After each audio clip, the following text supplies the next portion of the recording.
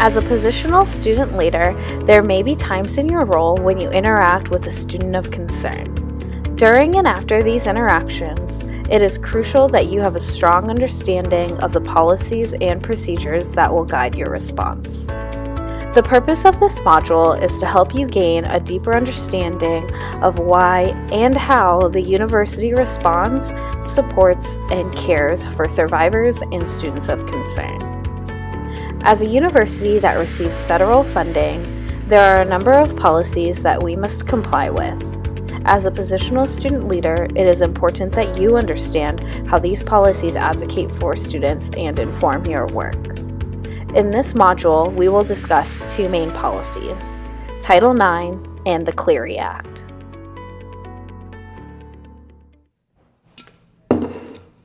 Do you know what Title IX is?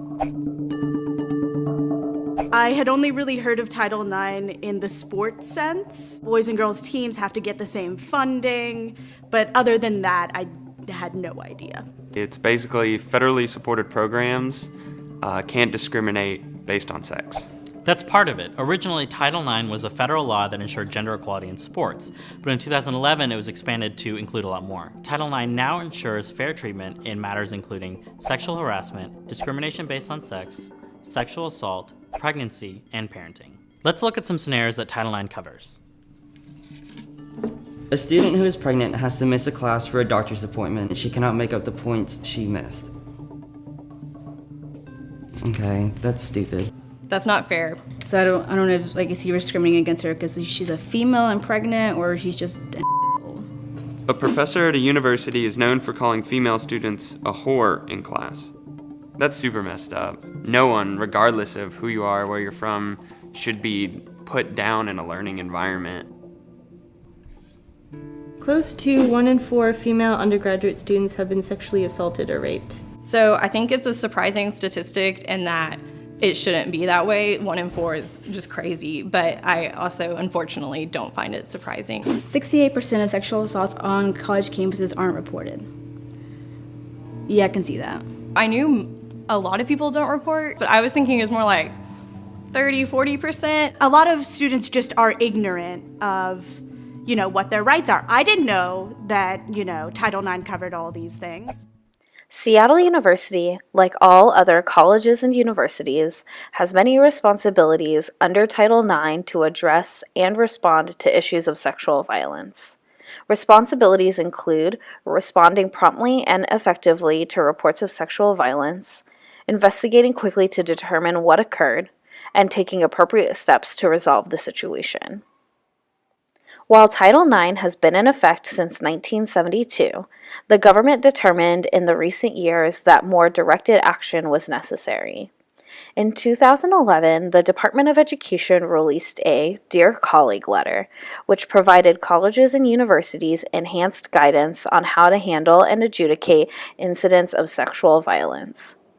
2 years later, a White House task force was formed to provide additional guidance and resources to help end sexual violence. In April 2014, the first report of the White House task force to protect students from sexual assault was released. The Not Alone document offers the first set of action steps and recommendations to help schools live up to their obligations to protect students from sexual violence. In combination with the release of the Not Alone document, President Obama and Vice President Joe Biden launched the It's On Us campaign to help put an end to sexual assault on college campuses. It's On Us asks everyone to make a personal commitment to move off the sidelines and be part of the solution to end campus sexual assault. It's on us to stop sexual assault at Seattle University. And in our other communities. It's on us. Us. To get in the way before it happens. To get a friend home safe. To not blame the victim. It's on us. To look out for each other. To not look the other way. It's on us. To step in. To take responsibility. To take responsibility. Learn how and take the pledge at itsonus.org. It's on us. All of us. Students, faculty, and staff. It's on us. It's on us to stop sexual assault at Seattle University.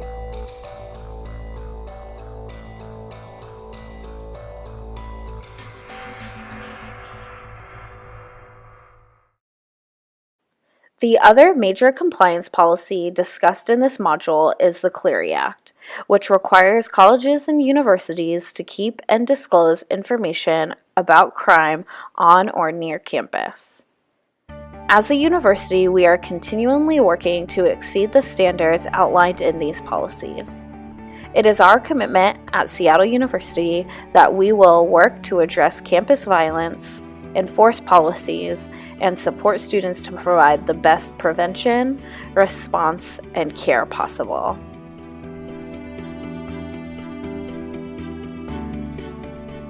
As a positional student leader, you also have commitments to help fulfill and exceed these care policies.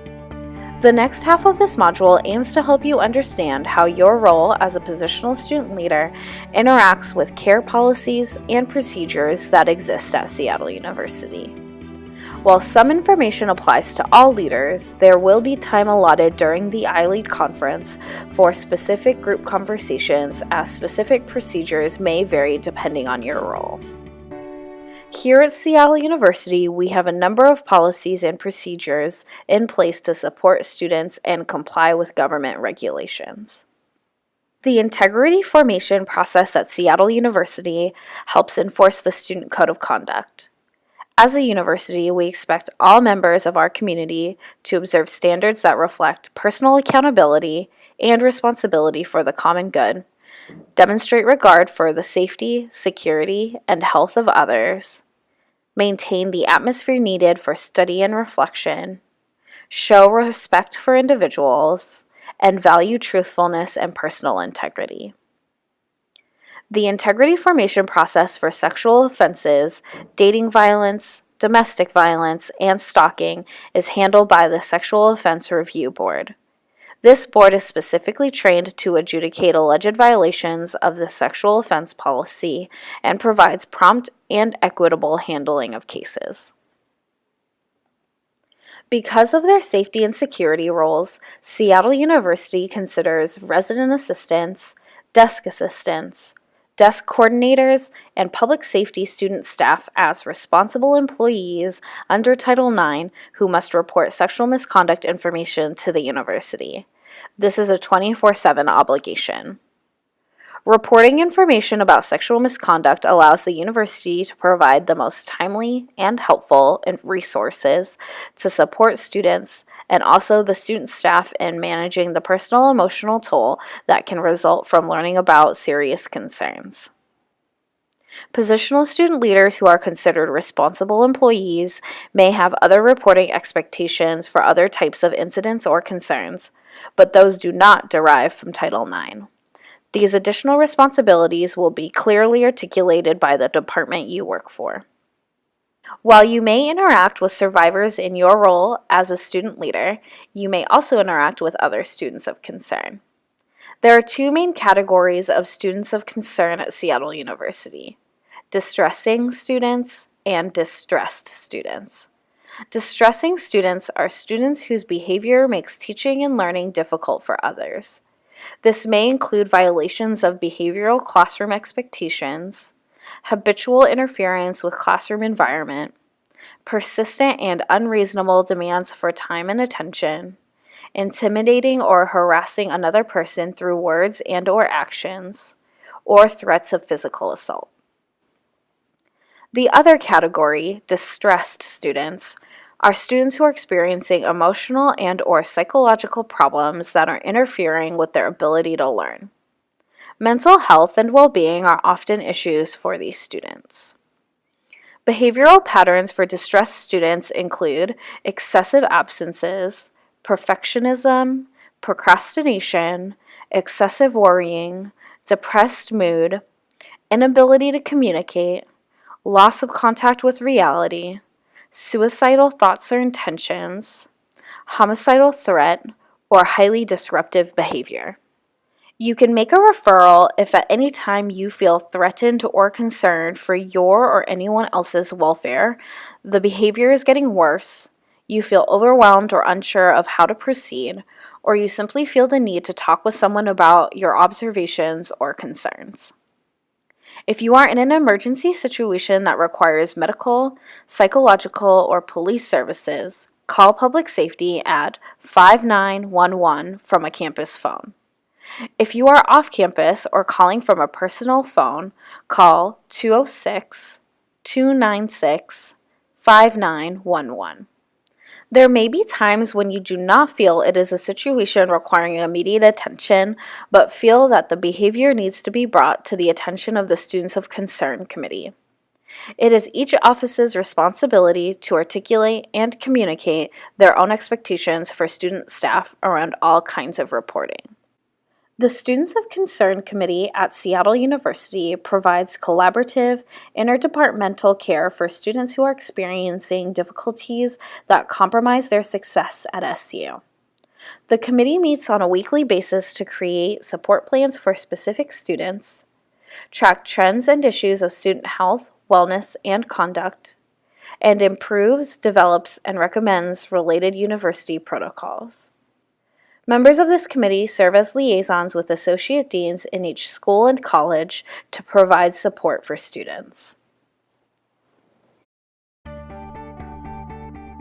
As evidenced by our care policies at Seattle University, we strive to provide an atmosphere conducive to helping all students succeed. We are excited that, as a student leader, you have joined our team at Seattle University, dedicated to ending all forms of violence and caring for our students. If you have further questions or concerns about how your role interacts with policies at Seattle University, please direct them to your group leader.